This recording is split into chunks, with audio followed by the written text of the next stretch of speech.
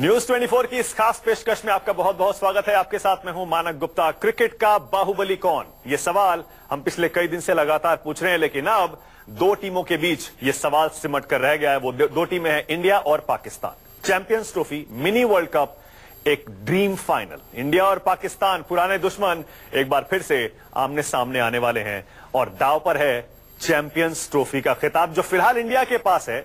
इसीलिए इंडिया के पास, विराट कोहली के पास खोने के लिए बहुत कुछ है।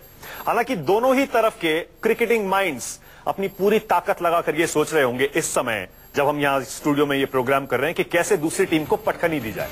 ऐसे में हमने भी सोचा क्यों ना देश के सबसे शार्प क्रिकेट माइंड्स में से कुछ एक शख्सियत यहां अपने स्टूडियो में बुलाते हैं। जल्दी से आपका परिचय करा देते हैं। हमारी इस खास पेशकश में मेरे साथ यहां बैठे हैं योगराज सिंह, जो कि योगराज जी का परिचय कराने की जरूरत नहीं है, कौन नहीं जानता योगराज जी को। पूर्व भारतीय क्रिकेटर हैं, युवराज सिंह के पिता हैं और युवराज के बचपन से कोच रहे हैं। अब भी बहुत सारे क्रिकेटर्स को कोचिंग देते हैं। इसके बाद यहां मेरे साथ एमपी सिंह हैं, जो कि महेंद्र सिंह धोनी के कोच रहे हैं। बचपन से इन्होंने और बहुत सारे क्रिकेटर्स को बड़ा किया है। अब भी धोनी को बैटिंग टिप्स देते हैं और बहुत सारे प्लेयर्स को ट्रेनिंग देने का अनुभव है। यहां स्टूडियो में मेरे साथ मदन शर्मा जी हैं, जो कि टीम इंडिया के स्टार बल्लेबाज शिखर धवन के कोच हैं। शिखर को इन्होंने बहुत ट्रेनिंग दी है और दिल्ली के क्लब में अब भी कोचिंग दे रहे हैं और टेलीफंक्शन नाम से एकेडमी भी चलाते हैं। इस टूर्नामेंट पर खासतौर से इंडिया की बैटिंग जब शुरू होती है, मदन शर्मा सब कुछ छोड़कर शिखर की बैटिंग जरूर देखते हैं। बहुत बहुत स्वागत है आप तीनों का। योगराज जी, आप चंडीगढ़ से दिल्ली आ गए, हमें तो खासतौर पर आपका स्वागत करना है। आप इतनी दूर से आए यहां पर ताकि हम यहाँ स्टूडियो में बैठकर अपने दर्शकों से डायरेक्टली आपकी बात करवा सकें। थैंक यू सो मच, आपने मुझे बुलाया, मैं आपका बहुत बहुत शुक्रगुजार। चलिए आप इसे शुरू करते हैं। टीम इंडिया को 3 गुरु मंत्र आपकी तरफ से योगराज जी, 3 गुरु मंत्र योगराज सिंह के। देखिए, पहली बात तो यह है कि जहां तक कोचिंग का सवाल है, मैं समझता हूं इंडियन टीम को कोच की जरूरत नहीं है। एक मैनेजर, एक मैनेजमेंट चाहिए जो प्लेयर्स को हैंडल कर सके, ये मेरा मानना है। क्योंकि अगर आप कुंबले की और बातें कर रहे हैं, कोहली की बातें कर रहे हैं, और अगर आपने कुंबले को कोच बना दिया है, आपने मान लिया है और वो आपकी टीम के साथ है और आपको रिजल्ट दे रहा है, तो मैं समझता हूं कि उनको कोच की बात प्लेयर्स को सुननी। बहुत बढ़िया, बहुत इंपॉर्टेंट, बहुत बढ़िया बात आप कह रहे हैं, क्योंकि कोहली और कुंबले के डिफरेंसेस की बात पिछले कई दिनों में सामने आई है। ऐसे में आप टीम इंडिया को सलाह ये दे रहे हैं कि कुंबले का एक्सपीरियंस ध्यान में रखिए, उन्होंने अपने करियर में क्या अचीव किया है वो ध्यान में रखिए, और इस बड़े मैच के लिए कुंबले क्या सलाह देते हैं उसे जरूर मानिए। लेकिन मैंने भी बात कंप्लीट नहीं करी। मैं क्या कहना चाहता हूं कि अगर कहीं कोई डिफरेंसेस होते हैं टीम को लेकर कि ये प्लेयर मुझे चाहिए या नहीं चाहिए, इसको रख लीजिए, उसको रख लीजिए, आई थिंक बड़ा इंपॉर्टेंट है कि वो एक बड़े बड़े प्लेयरों में, विराट कोहली कप्तान है, कुंबले मैनेजर हैं, कोच हैं, अगर उनकी बात कोई कह रहा है कि इस प्लेयर को ले लीजिए, इस प्लेयर को ना लीजिए, तो वो एक डिफरेंस ऑफ ओपिनियन हो सकता है, जिसको हम ब्ला ब्ला ब्ला ब्ला करके बहुत सारा ब्लास्ट करके न्यूज़पेपर्स में और सब कुछ करते हैं। ऐसा कुछ नहीं है, क्योंकि मैं इनर सेल्फ जानता हूं ड्रेसिंग रूम का।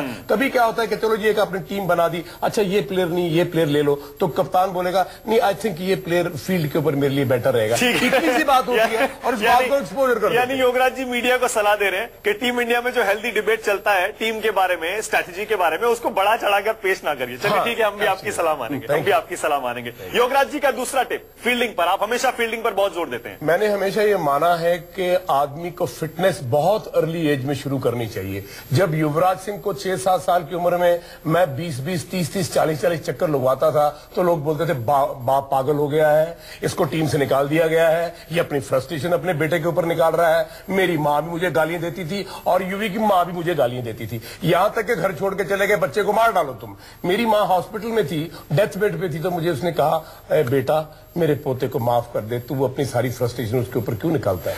तो मैंने अपनी माँ को, नहीं, आप मेरी बात सुनिए, पहले सुनिए, मेरी बात सुनिए, और मैंने कहा माता मैं फ्रस्ट्रेशन नहीं निकाल रहा हूं, उसको ऐसा बनाऊंगा दुनिया देखेगी। और वही हुआ, क्योंकि मैं समझता हूं, बिल्कुल वही हुआ। हाँ, मैं समझता हूं कि जब आप फिटनेस करते हो, फिटनेस जो आसमान है वो लिमिट है, उसका कोई लेवल नहीं। और उसी के बाद युवराज ने जो फील्डिंग करके दिखाई है, दुनिया में नई मिसाल दी है उन्होंने। जॉन्टी रोड्स लोग करते थे, उसके बाद लोग युवराज का नाम लेने लगे। आप देखिए, जब चैंपियंस ट्रॉफी में हम आए हैं, हिंदुस्तान की फील्डिंग का क्या हाल था। 8वें पायदान पे हम थे और जर्सन वो पॉइंट पे खड़ा होता था, 10 यार्ड लेफ्ट एंड राइट, आपको फील्डर की जरूरत नहीं थी। बिल्कुल, युवराज के आने से ऐसा लगता था कि 13 फील्डर फील्डिंग कर रहे हैं। और आज टीम इंडिया में बहुत सारे ऐसे फील्डर हैं जो युवराज जैसी फील्डिंग करते हैं। बिल्कुल, बहुत सारे फील्डर्स हैं। लेकिन योगराज जी का दूसरा टिप यह है कि फील्डिंग कसी हुई जबरदस्त करनी पड़ेगी, एक एक रन रोकने के लिए जान लगानी पड़ेगी और फिटनेस के साथ आएगी। अब केदार यादव जी यहां से कैच छोड़ देते हैं, मैं समझता हूं कि उसको लेके पहले भगाओ, ट्रेनिंग करो और 200 300 कैच उसको कराओ। ये दोनों कोचेस बैठे हैं, पकड़ो भाई कैच। दिस लेवल पे जाके आप ऐसे कैच कैसे छोड़ सकते? ये कैच 1 2 3 4 5 ऐसा नहीं हो सकता। बिल्कुल। तीसरा टिप, योगराज जी का तीसरा टिप आपकी टीवी स्क्रीन पर। योगराज जी, मैं समझता हूं कि जिम्मेदारी बहुत है हमारी टीम के ऊपर। एक चीज बहुत बढ़िया हुई है और वो ये हुई है कि विराट कोहली ने इतना समझदार डिसीजन लिया है कि युवराज सिंह और धोनी को टीम में रखा है, इसलिए कि जितने भी यंग प्लेयर्स हैं उनको एक्सपीरियंस मिले और प्लेयर्स को ये पता हो कि अगर हम आउट हो जाएंगे तो पीछे हमारे दादे परदादे बैठे हैं भैया कुछ करने के लिए। बात भी ठीक है, लेकिन इस टूर्नामेंट में बैटिंग आई नहीं है दोनों की अभी तक। युवराज और धोनी की 1-2 बार बैटिंग आई है अभी तक। जिस तरह से शेखर ने और रोहित ने स्टार्ट दिया है, कोहली खेल रहे हैं, अगर दोनों की कहीं बैटिंग आ गई तो रन 450 लग जाएंगी बोर्ड के ऊपर। मैं आपको ये भी बता दूं, बट बहुत इंपॉर्टेंट है कि दोनों का रहना, ये बहुत अच्छी मूव है। और जब तक वो टीम बिल्कुल पायदान पे आ नहीं जाती, वो यंगस्टर्स आ नहीं जाते जो युवी और धोनी के लेवल पे है, तब तक उनको खिलाना चाहिए। मैं आपकी इस बात से बहुत इंप्रेस्ड हूं, क्योंकि जैसे मैं पिछले बार भी अपने शो में कह रहा था, ओपनिंग के 3-4 बैट्समैन बहुत बढ़िया कर रहे हैं, चारों मैचों में बहुत बढ़िया किया है। इस मैच में हो सकता है फेल हो जाए, एवरेज कैचअप करती है। अगर फेल हो गए तो जिम्मेदारी युवराज और धोनी पर आएगी। इसीलिए योगराज जी का तीसरा टिप यह है, यूवी और धोनी को इस पूरी बैटिंग लाइनअप को लीड करने की जरूरत पड़ सकती है। इस बात को मैं कंप्लीट करना चाहता हूं। आपको याद होगा कि 87 पाकिस्तान ऑल आउट हो गई थी, राइट? और अमीर ने एक स्पेल डाला जहां 3 विकेट निकाल दिए और युवराज सिंह ने सिर्फ 16 रन किए 30-35 बॉल खेलकर, और विराट कोहली आए और जीत गए। अदरवाइज वो 87 रन नहीं होते, आपको शायद याद हो। उसमें कोहली ने कहा था कि अगर युवराज सिंह ऐसी बैटिंग ना करते, बॉलें छोड़ के ना खेलते, तो शायद हम ये टोटल पूरा ना करते। बिल्कुल सही है, बिल्कुल सही है। योगराज जी की 3 टिप के बाद अब गुरु मंत्र धोनी के कोच एमपी सिंह का। एमपी सिंह जी, आपका पहला गुरु मंत्र। देखें, मेरी राय तो जैसे आप सीनियर प्लेयर टीम में खड़े हैं तो आपस में तो अगर जैसे एक ही मैच हमारे हैं, उस मैच को मैं थोड़ा सा बैकग्राउंड बना के बोल रहा हूँ कि ऐसे माहौल में जब आपका बॉलर बॉल अच्छी नहीं डाल रहा है या आपका फील्डर फील्डिंग अच्छी नहीं कर रहा, तो थोड़ा बहुत सीनियर जो 2-3-4 प्लेयर आपके सीनियर है, एक मिनट ले, डिसीजन थोड़ा सा इकट्ठा होके कंबाइंड डिसीजन। आप थोड़ा हिचक रहे हैं, लेकिन मैं आपकी बात को और साफ कर देता हूं, क्योंकि धोनी को आपसे बेहतर कोई नहीं जानता। इस टूर्नामेंट में हम देख रहे हैं कि धोनी कोहली का पूरा साथ निभा रहे हैं कैप्टेंसी में, और कोहली को भी धोनी पे इतना भरोसा है कि जब भी कहीं फंसते हैं, दुविधा में होते हैं, वो फौरन भाग के धोनी के पास जाते हैं। पर मानिक देखें, आप खाली धोनी और कोहली का नहीं ले, इससे पहले वाले भी, धोनी से पहले दादा थे, तो दादा और उससे पहले भी आप तेंदुलकर थे। तो जो सीनियर प्लेयर होता है, ये दूसरे से कैप्टन सलाह लेता ही लेता है। उसका तो सीनियर का रखने का फायदा ही है, फायदा भी यही। लेकिन कोहली ने खुद बताया था पिछले मैच में, उन्होंने कहा कि मैंने केदार जाधव को बॉल इसलिए दी क्योंकि धोनी ने कहा था कि पार्ट टाइमर को लगा केदार जाधव को दे दे, और उसने 2 विकेट ले लिया और बांग्लादेश का मैच आपकी झोली में आ गया। और जो कोहली ने 3 ओवर डाले थे ना, वो भी इन दोनों की मिली वो थी।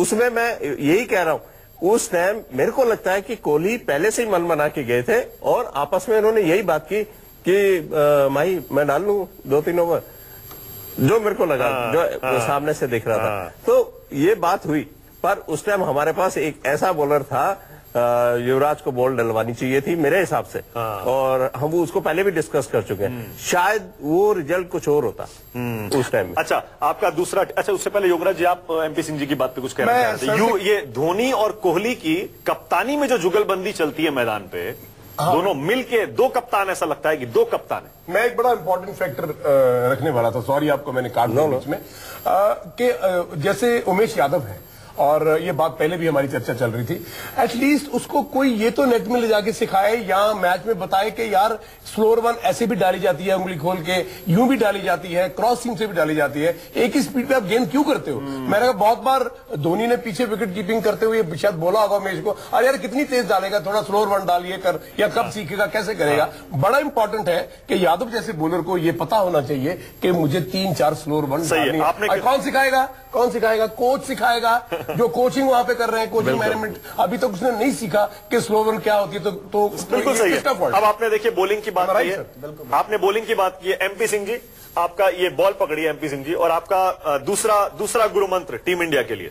ये नई बॉल जब आपके हाथ में हो, विकेट टू विकेट बॉल डाल दें, दूसरी टीम को मारने का मौका ना दें, उनको रूम ना दें। आप शुरुआती बॉलर्स की बात करें, बिल्कुल फास्ट बॉलर नहीं और बुमराह, बिल्कुल अगर उन्होंने अच्छी बॉल डाल दी, और उनको डालनी भी चाहिए, क्योंकि इस लेवल पे आप खेल रहे हैं, फाइनल में आ गए, और एक ऐसी बॉल डाल के दिखा दे कि भाई हाँ हम इंटरनेशनल प्लेयर है, हमारा इतने साल का एक्सपीरियंस जो है वो अब काम आ रहा है। हाँ, और पाकिस्तान का इनएक्सपीरियंस्ड बैटिंग लाइनअप आपको लग रहा है कि शुरुआत में अगर इन फास्ट बॉलर्स ने उनको प्रेशर में ले लिया, 1-2 विकेट निकाल लिए शुरू के 5-7 ओवर में, तो प्रेशर में आ जाएंगे। ये किसी भी टीम के मानिक, हर टीम के साथ यही होता है, और बैकबोन होते हैं हमारे फर्स्ट 1, 2, 3 बैट्समैन जो होते हैं ना, ये ओपनर ही होते हैं। 3 नंबर को भी मिडिल ऑर्डर नहीं कहते हम, ओपनर ही होता है। ठीक है, तो तीनों को अगर आपने आउट कर दिया, या पहले 3 विकेट आपने 10 ओवर में निकाल दिए, तो वो नेचुरली पीछे वाले स्लो रन बनाएंगे, वो इतने खुल के नहीं खेल सकते। ठीक है, भुवनेश्वर और बुमराह को शुरुआत से ही शिकंजा कसकर रखना पड़ेगा पाकिस्तान पर, ज्यादा रूम नहीं देना है। तीसरा टिप एमपी सिंह जी आपका टीम इंडिया के लिए,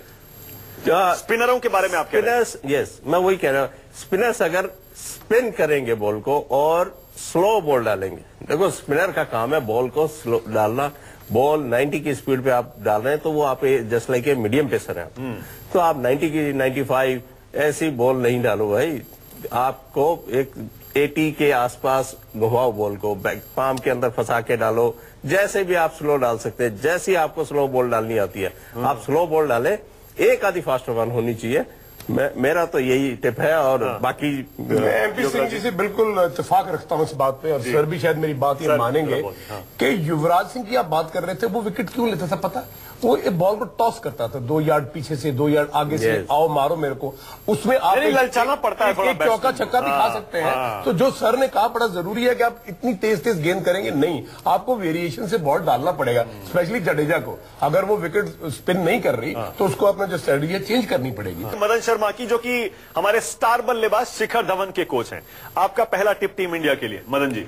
मेरा पहला टिप ये है कि अगर हम टॉस जीतते हैं तो हम पहले बॉलिंग करें, फील्डिंग करें, बहुत फील्डिंग करें, बहुत बढ़िया। क्योंकि एक ट्रेंड भी चलता आ रहा है, प्लस दूसरा जो इसका लॉजिक ये है, अगर हम पहले बैटिंग करते हैं तो उसमें एक टारगेट ये रहता है हमें 300 प्लस रन बनाने ही बनाने हैं, तो एक वो प्रेशर रहता है कि हम 300 प्लस के लिए खेल रहे हैं, तो उसमें हम एक अपना नेचुरल ना खेल के एक टारगेट को देख लेते हैं, जिससे हम थोड़ा नुकसान हो सकता है। और दूसरा, बड़े मैच में अगर टॉस जीत के हम पहले उनको फील्डिंग देते हैं, वो इनएक्सपीरियंस टीम है, वो प्रेशर में भी आ सकती है 1-2 विकेट गिरे तो। बड़ा मैच, बड़ा मोमेंट, मिनी वर्ल्ड कप का फाइनल, बिल्कुल, इसलिए मैं ये कह रहा हूँ कि हम पहले खेलते हैं तो एक 300 प्लस के लिए जाएंगे, जिससे थोड़ा सा दिक्कत रहती है, और हम पाकिस्तान को पहले बैटिंग कराते हैं तो हम कम से कम टारगेट में उसको हम रोकने की कोशिश करेंगे, और जितना जल्दी हो सके उतना अच्छा हम चेज करेंगे। बहुत बढ़िया। एक सेकंड, मैं आपके बाकी 2 टिप्स भी लूंगा, लेकिन योगराज जी आप भी सहमत हैं, टॉस जीत के पहले फील्डिंग करनी चाहिए, अपनी स्ट्रेंथ बैटिंग पे खेलना चाहिए? मैं समझता हूँ डिपेंड करता है, हम लोग डिबेट कर रहे थे उस दिन के, जैसी विकेट्स इंग्लैंड में है वो बिल्कुल इंडियन विकेट्स जैसी बन गई हैं, खासकर जैसी दिल्ली में विकेट्स होती हैं,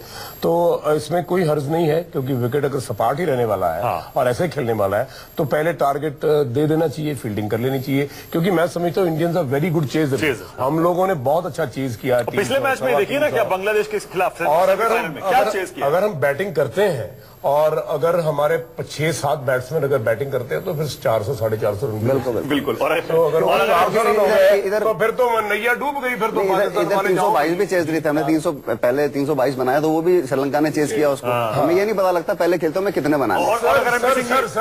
सर 1 मिनट, श्रीलंका ने चेज इसलिए किया क्योंकि हमने फील्डिंग ऐसे की जैसे मोहल्ले वाले करते हैं, आपने इतने कैच ड्रॉप करोगे, आप टांगों में से बॉल छोड़ोगे तो सर फिर भैया फिर तो 400 रन भी हो जाएंगे। सर मैं हमेशा ये बात कहता रहा हूं कि fielding is the most important factor, और वो तभी आएगी जब आपकी टीम की फिटनेस है। विराट कोहली की आप बात करते हो, उसकी फिटनेस अगर सारे प्लेयरों की हो जाए तो ये टीम 15 साल जीतती चली। बिल्कुल सही करें। और सर, अगर टॉस हार गए और मान लीजिए पहले बैटिंग आ गई एमपी सिंह जी, फिर करना पड़ सकता है?